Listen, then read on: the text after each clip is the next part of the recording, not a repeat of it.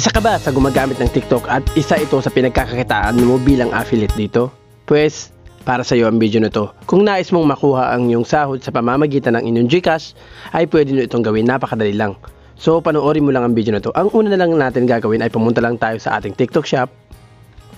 At then, piliin lang natin tong commissions.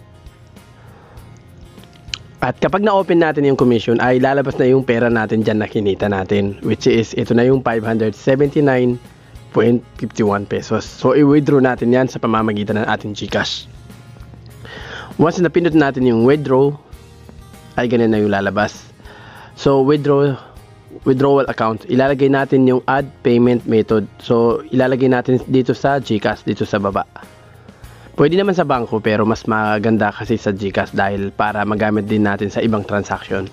At dito sa mga sumusunod na option ay may lalabas na ganito, enter 6-digit code. So may darating na code doon sa iyong Gmail na ginamit mismo sa iyong TikTok. So make sure na nakalagin ang iyong Gmail dito mismo sa cellphone na to para hindi ka mahirapan pa sa pagkuha ng code dahil 60 or 56 seconds lang to para makuha mo ang iyong code.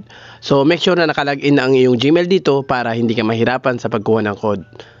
So maya-maya lang yan, darating na yung ating 6-digit na code, saka natin ito i-enter dito sa iyong mismong TikTok. Ayan, nandito na yung verification natin. So i-copy paste lang natin, then punta tayo sa ating TikTok. At ayan, i-paste natin dito. O 11 seconds na nga lang. Ayan, next natin.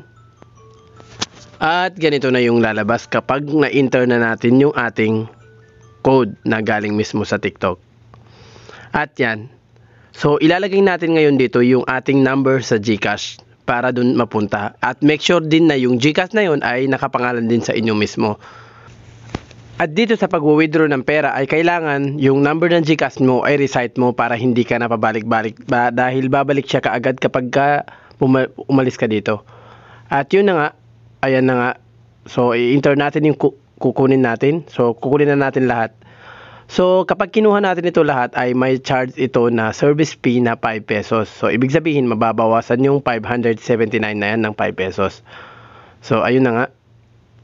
Ang matitira na lang ay 573 pesos. Hindi na masama yun para sa katulad mo kasi wala naman itong kapital dahil pagpupromote lang ng mga product at paglalagay ng mga link ng inyong GCash. At yan na nga, process na yung ating pag-withdraw ng ating sahod sa TikTok. So, baback tayo. So, may tumatawag tuloy. So, nakuhaan pa natin ng So, maya-maya lang ay papasok na yung sahod natin sa ating GCash. So, dumating na nga yung ating sahod sa ating TikTok. So, hindi na natin napakita yung actual na video or actual na pagdating ng ating sahod. Pero, kagad-agad naman dumating sa atin. So, eto na nga, binawasan lang siya ng 5 pesos. Kaya ayun guys, napakadali natin makukuha yung sahod natin sa TikTok sa pamamagitan ng ating GCash. So kung natuto kayo sa video na to, i-comment naman sa ating comment section at kung bago lang kayo sa ating channel, don't forget to subscribe at pakihit na rin yung ating notification bell para lagi kayong updated sa ating mga bago pang video. Maraming salamat guys at hanggang sa mga susunod na video.